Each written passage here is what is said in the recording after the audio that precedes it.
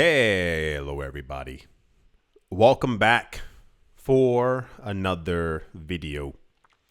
Hope you're all doing well. Hope you're all doing great. Hope you're all doing absolutely fantastic. And that you're all having a great day. Don't forget to leave a like. It is a free and easy way to support the channel. And without any further ado, let's jump right into it. This was very popular news. It follows closely, not loosely, not far apart, not side by side. They are hyper intertwined together.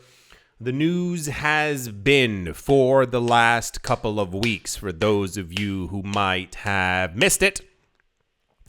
We're getting a lot of news that the accumulation levels of Bitcoin that we're seeing is namely because of a lot of countries who are currently trying to front run the US buying over 1 million Bitcoin, not $1 million worth of Bitcoin, 1 million Bitcoin. There have been a couple of companies within this space. One of them is Mara. One of them is MicroStrategy. The other one is, I can never remember the name, the one in Japan. That's a gosh darn shame because they're always in the news. And there's one other one, some other company who's always buying as well. The numbers that we're seeing from these companies are actually insane. It's gotten to the point where years ago, they were already getting the company in debt to be able to purchase more Bitcoin. But now we're seeing this pick up by a lot. The amount of Bitcoin that they're accumulating is shrinking the supply incredibly fast. I told you before, I assumed that we had a number of years before we got to this point. No, we are here and it's getting crazier all the time. Bitcoin mining company, they're called Mara, M-A-R-A, Marathon Holdings, has expanded their crypto portfolio, purchasing an additional 5,701 Bitcoin for $573 million US. I can't imagine what conversations these companies are having amongst themselves. Because think about it. These companies used to purchase $16 million, $23 million, which is also a gigantic number. The fact that we are all desensitized to hearing these numbers now is terrible. $20 million is an astronomically large amount of money. If you say it's not, you are delusional in so many different. $20 million is insane.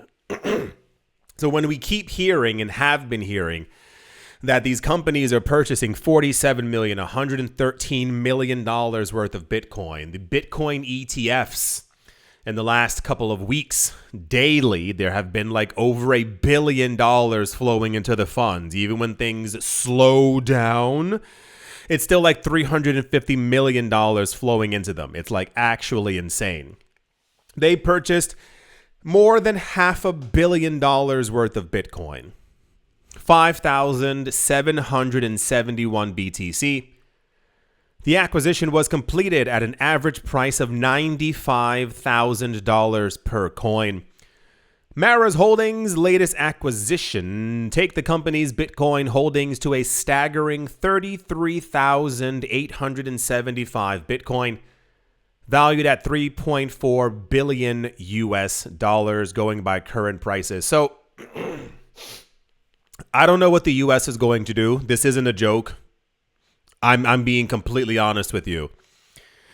If the goal is, so saith Cynthia Loomis and the news, if the goal is to accumulate 1 million Bitcoin over the course of 5 years, that leads us to a 200,000 Bitcoin for the US to buy every single year. Got it. The numbers are there. The problem is, as we've gone over multiple times, it's estimated that there are only a couple 100,000 Bitcoin actually left up for grabs. The last number we got was like 900 something thousand, 800. That number is far less now because of these large acquisitions from these companies alone.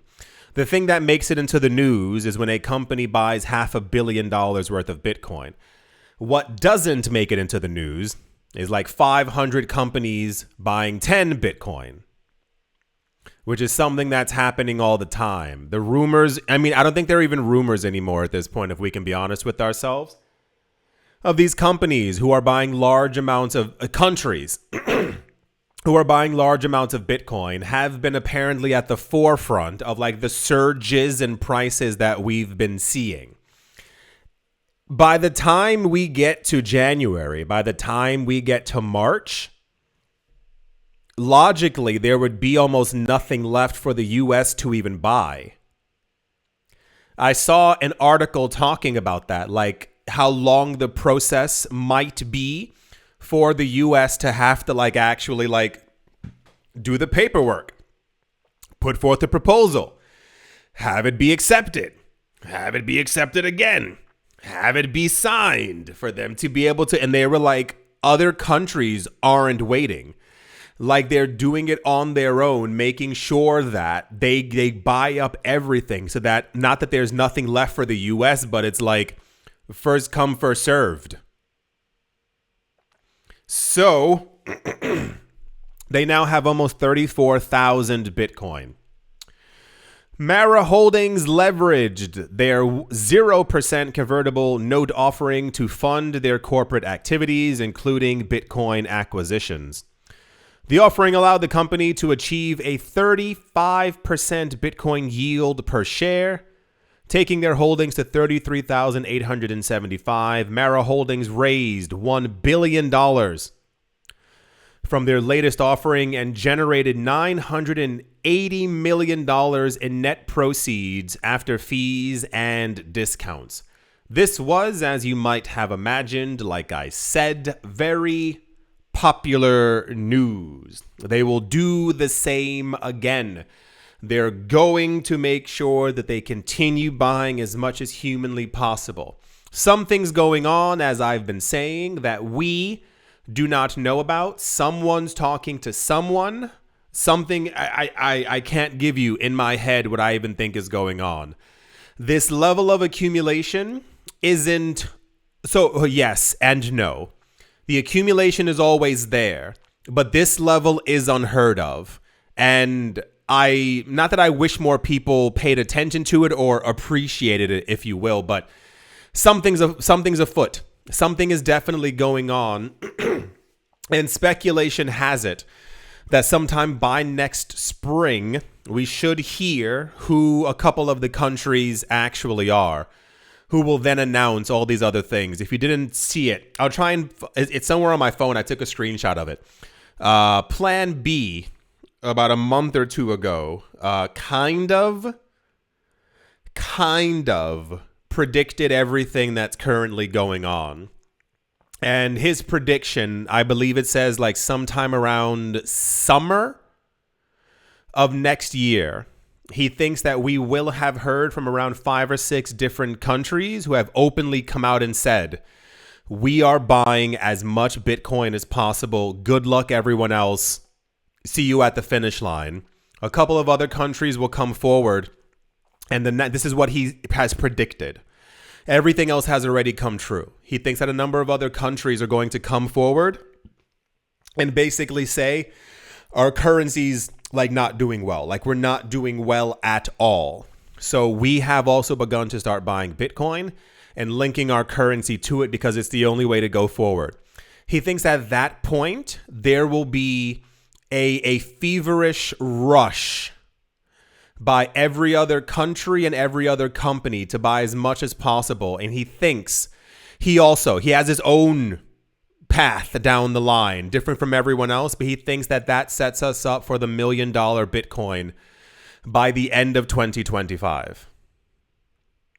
There's a lot going on at the exact same time, always. It's nice to see the optimism but I'm kind of terrified to see what happens if we, though, for those of you who missed it years ago, the idea of $1 million Bitcoin means that fiat currencies collapse. Like collapse. So there's kind of then no going back. Like we kind of enter into a Bitcoin standard by default. People who have Bitcoin win.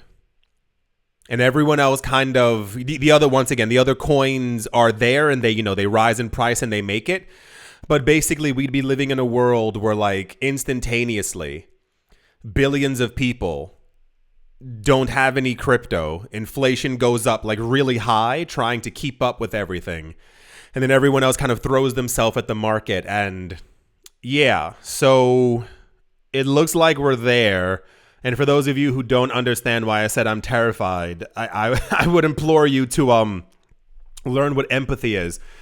Just because the disconnect between the rich and everyone else is already quite staggering. So you being in crypto, you will benefit.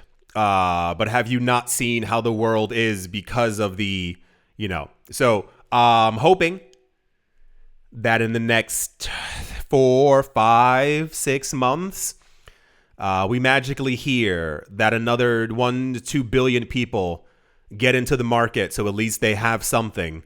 But these companies, do you understand that they're making sure that the U.S. is incapable of buying 1 million Bitcoin? You understand how strong and powerful the U.S. is? If they're planning on buying 200,000 Bitcoin a year, the rest of the world would make sure that that never happens. If the U.S. is placing their chips on this thing that's been around for 15 years, every other country will sell all of their gold and make as much money as possible to make sure that they have as much, if not more, than the U.S. That's what people aren't getting. I think a 5-year plan is cool, but realistically, with only a couple 100,000 left, they're never going to make it there. We're not even at January yet. That's the Marathon Digital. One company now has almost 34,000 Bitcoin. I assume in the next hour and a half, we're going to hear something from MicroStrategy, because that's just the way that the news has been. That's the buying news. Okay. Let's move on. Also in the news, Japan is embracing a new cryptocurrency tax reform, moving towards a flat 20% tax rate as part of a broader economic stimulus package. I've recently figured out that apparently Japan's economy is like terrible, like bad terrible, like not like, oh no, fiat currency, they're so bad. No, like really, like it's not, apparently like it's been decades of terrible economic decisions. Their economy was relatively stable for a long time, and people kind of looked to them as kind of like a, wow, look at how well they're doing. But there wasn't any real growth that was happening. It was just kind of like a sideways stagnation that eventually fell us into the hole where we currently are. If you've ever looked, you've seen them. You must have. These YouTube videos of people buying abandoned homes in Japan. These homes are $1. Sometimes people are buying 4 and 5 bedroom, like nice places. 3, 4, 5 bedrooms, like 45 minutes, an hour outside of Tokyo. These things are $15,000, and people put like another like $10K into them to make like gorgeous looking places. And then you try and figure out why. It's because their their inheritance tax is something like 50, 60, 70%. So a lot of people, like rich people, choose to not live in Japan. People choose to not give their property like to their kids. So they will literally just abandon the home as opposed to having to pay any more money on it. Like they have a really weird, incredibly odd system that probably isn't going to change in any time soon. This is why we saw, you might remember in the beginning of August, when they, I think Rose their interest rates, and the entire world was like, what? And the market slipped really far, is because people were using Japan as a place to get free money, as they had a 0% interest rate. It's literally you pay no money back on the money that you've taken. And apparently this was a big boy game where people were taking out billions of dollars and were like, we don't have to, we literally don't have to pay back a cent, essentially, if you will. You have to pay back the principal, but nothing else on top of it. So them announcing a 20% tax on crypto is, I'll say it this way. A lot of other countries already have 0%. I've heard a lot about the economic situation for people living in Japan.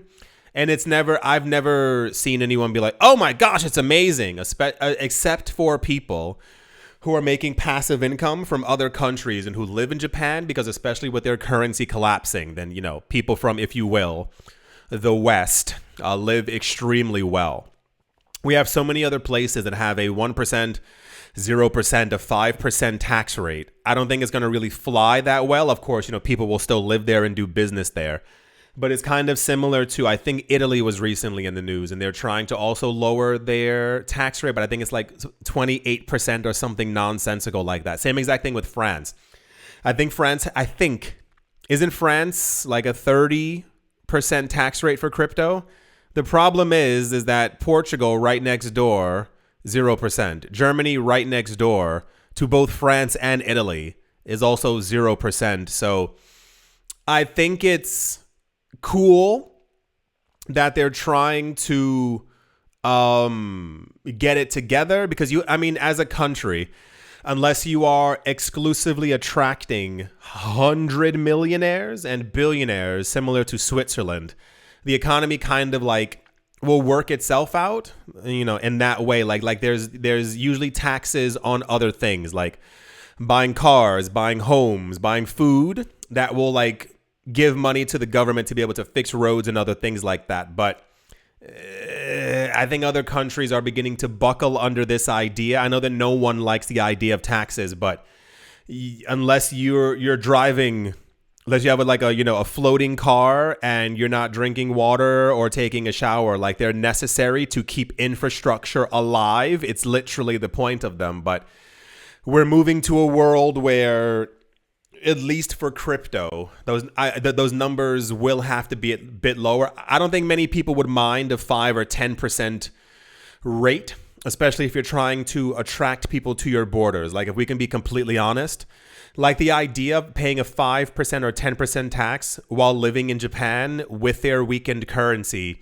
And, anyway, so yeah, cool. This was also floating around news similar to the Italy one. I think people try to celebrate these numbers every now and again, but for the larger investors, it's not going to fly.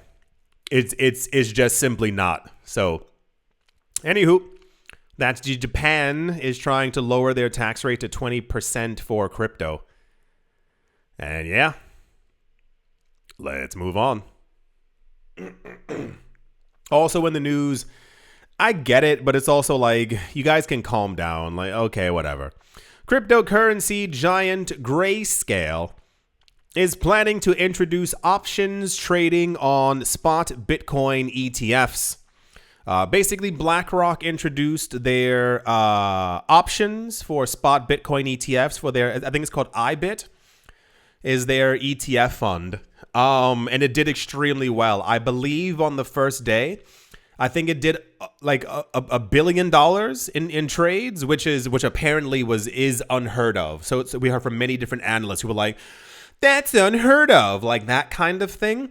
So once again, smelling money in the pool, other companies are like, we should need to do the exact same thing. The idea of options, as far as I'm able to understand it, is that people claim that it's going to bring an immense amount of liquidity into our market, basically making prices more stable, not as bound to fluctuate as heavily based off of situations. So if something bad should happen, we'll have, hundreds of billions of dollars worth of extra liquidity in our market, and therefore any hit that we might take might not be too crazy. One of the generalized ideas being that over the course of the next decade or so, on any given day, like market trading should be over $1 trillion plus daily for Bitcoin, basically making us like more of a currency and making sure that Bitcoin is as stable, if you will, as many other foreign exchange options, the euro, the dollar, and the yen, etc., etc. Options tied to BlackRock's iShares Bitcoin. Yeah, there we go. Saw almost $2 billion. There we go. In exposure trading on one day, on day one. A feat some analysts described as unheard of, because this kind of what it is. It's also the same exact thing. The Bitcoin ETFs continue to break records. Not many people are talking about the records anymore. I think it's more of a fascination as far as like how much money is, going into them, how much money is being absorbed.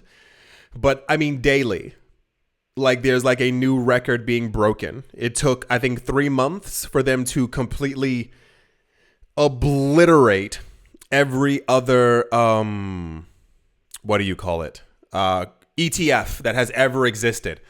It took 10 months for them to be the biggest ETFs that have ever existed ever on this planet. The amazing news continues to roll in. So it just shows how much demand that there actually is.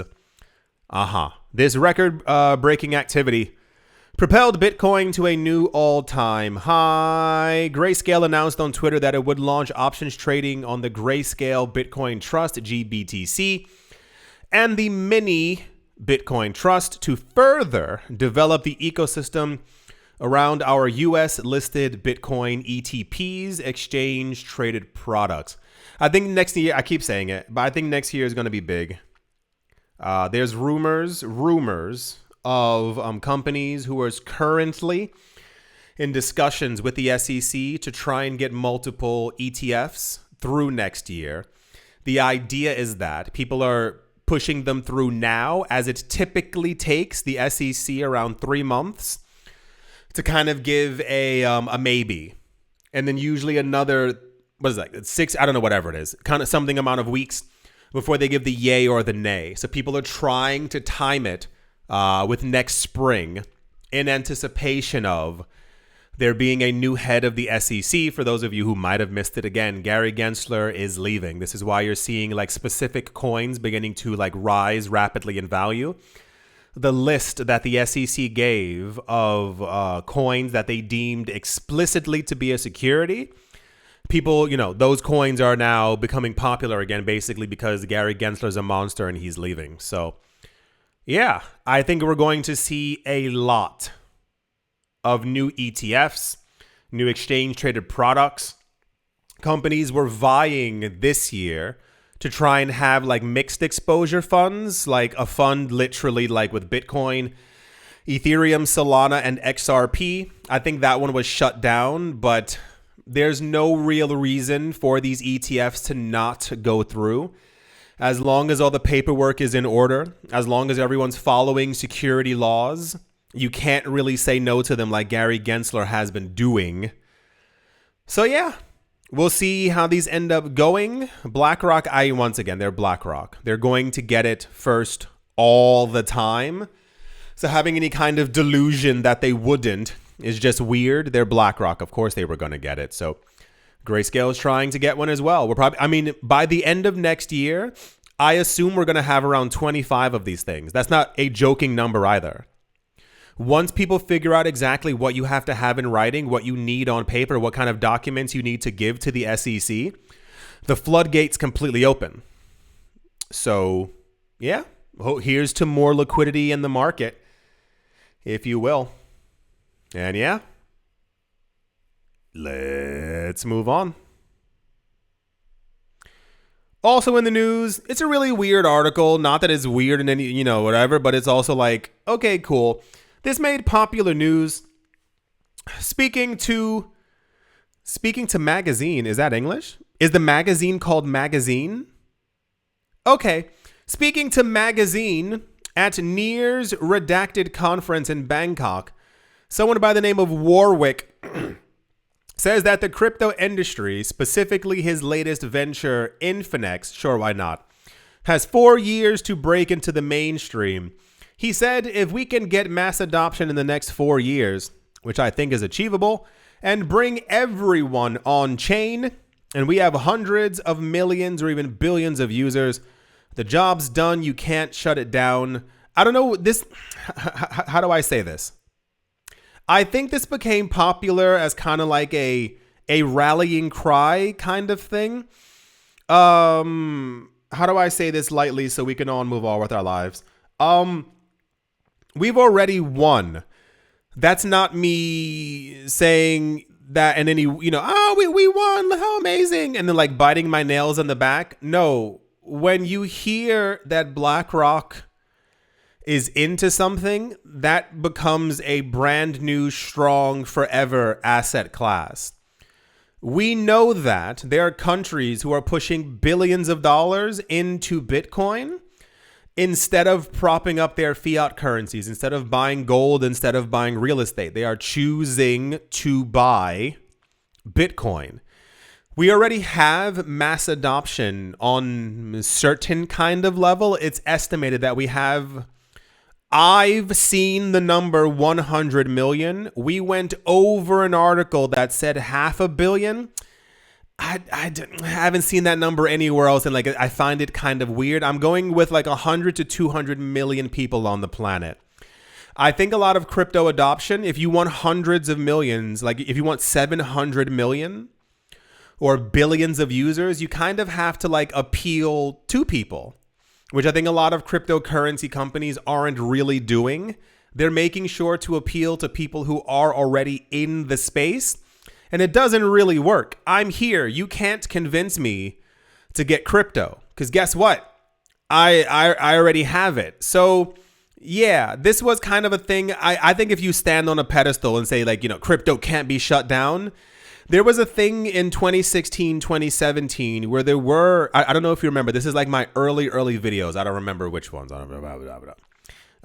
There was a time where people were actually afraid of Bitcoin actually being like shut downable, and it had to do with how few people were actually mining it.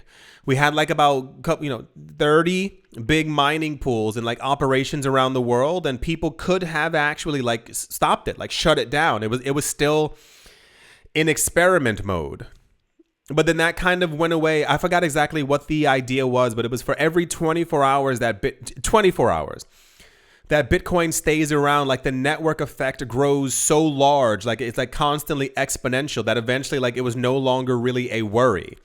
Like the cat's out of the box or the bag or whatever you have the cat inside of, like you can't put it back in. If you stop Bitcoin, Ethereum continues growing. If you stop Ethereum, XRP grows. And at that point, 30 new coins have been made, and so many other people around the world have made initiatives to make sure that these chains are stronger. That's kind of the idea. So we have already won. What we need are more people around the world actually in this market. Like that is, you don't get the solidification of wealth that we're witnessing like within crypto, like from certain people. The market will be a lot stronger. It's similar to like the US dollar. The US dollar is strong not because like we say it's strong. It's because of everyone using it. Other countries, I mean, they're actually being forced to use it, but you understand like the general philosophy. Gold is popular and is strong because it has a huge market because of how many people believe in it and are using it. It's the same exact thing with Bitcoin. We will like Bitcoin's here to stay. Ethereum's here to stay. Crypto is here to stay. We've already won. It's just that if we had an extra billion people in the market, and I mean like even just like buying and holding, the solidification would like only, get better. This was popular news. And like I said, I have no idea who this person is. I've never heard of Infinex. I assume I won't hear about it in the next 4 years either. That's not being mean. It's just, how many things launch every day in this space? But no, we've already won. It's not even a question anymore. It's just a matter of like, when is Bitcoin going to $5 million kind of thing. Right. I think that's going to do it for this video. I hope you're all doing well. Hope everyone's taking care of themselves. It's very important to do so. Go outside, go for a walk, go to a park. I know it's cold in some parts of the world. I don't care. Go outside. I have to tell that to people all the time. It's cold outside. I don't want to. And I'm like, you have boots. Like I assume you have long johns. You have jeans. You have sweatpants. You have layers. Go outside. Go breathe some air. Go for a walk.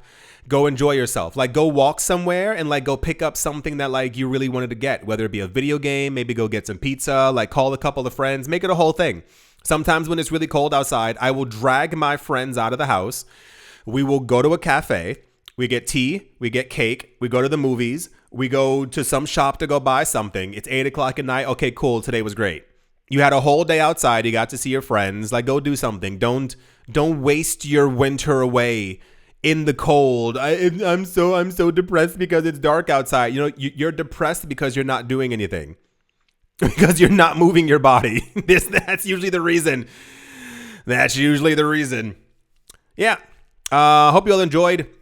Having a great day, morning, afternoon, evening, wherever you are, wherever you might be. I do hope it's absolutely fantastic. Thank you all once again for watching, listening, liking, commenting, and supporting. And I will most certainly be talking to you all soon. See you.